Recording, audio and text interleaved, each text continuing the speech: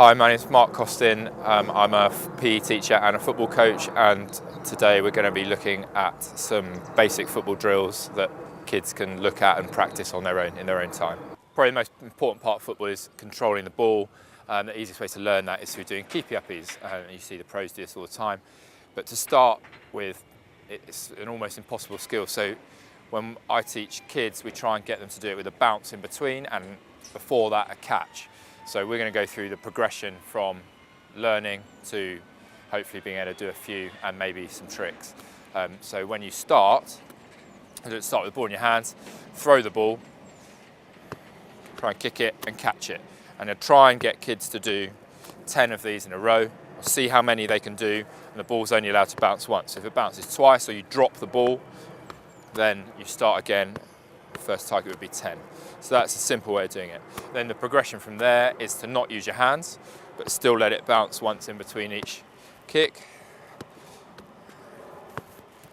And then again, just try and do as many as you can, and the first target would be 10. So one bounce between each one. And then your progression from there is obviously trying to keep the ball off the floor for as long as possible. And this one, you just start trying to see how many you can do. And once you can do a few, you set targets, so you go 10s.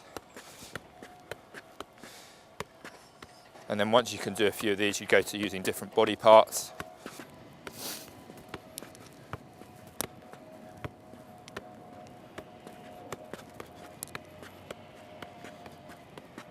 Okay, so the next progression would be getting the ball off the floor using your feet. So obviously you can't use your hands in football, so try and take the hands out of it.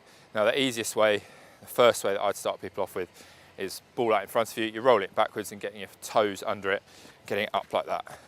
And then you progress onto the keep-ups.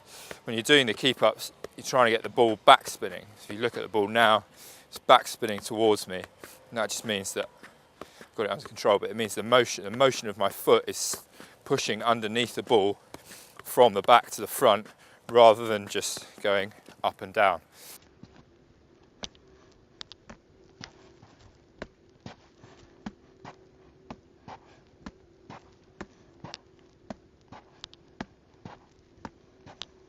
Another way of getting the ball off the floor, I'm going to go through now.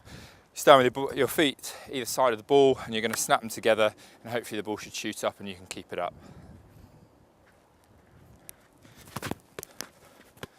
There we go. Okay, the third way of getting the ball off the floor is most people's favourite. It's the one where you roll the ball up your back leg and then flick it up.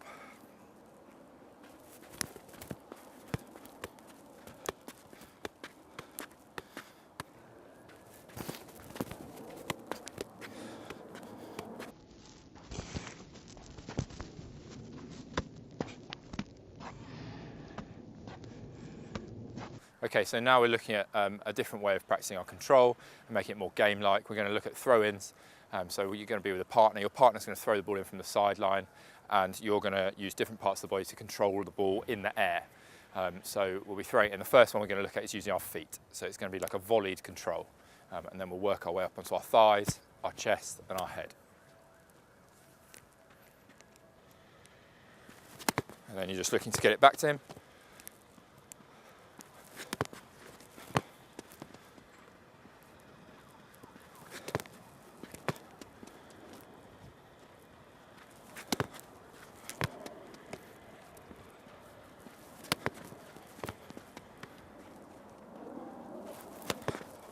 And we'll do 5 of each one. So we've done 5 there. Now we're going to move up and slightly higher throwing, and I look to control it with my thigh.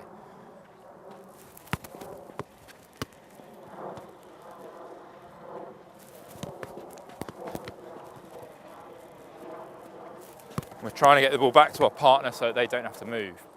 So we're looking to try and control it so it's heading it to ourselves. In a game, you might go straight back to the player, but for the purpose of this, we're trying to see if we can control it. It's a harder skill. Okay, so now we've swapped over. We're looking at throwing it into feet. Yeah, nice Neil. So it's 2 touches. Trying to get the first one out your feet, and the second one back to your partner. Try not to make them move too much. Yeah, good touch. Nice. so that's 5. So now we're going onto the thigh, so slightly higher throw, thigh under it. Start again. So slightly, we're going onto the thigh, so slightly higher throw, your thigh under it, and then back to your partner. You take 3 touches if you need to. It's really about getting the ball back from A to B. It's better to do it with more touches and the end result be right than rush it and not hit your partner.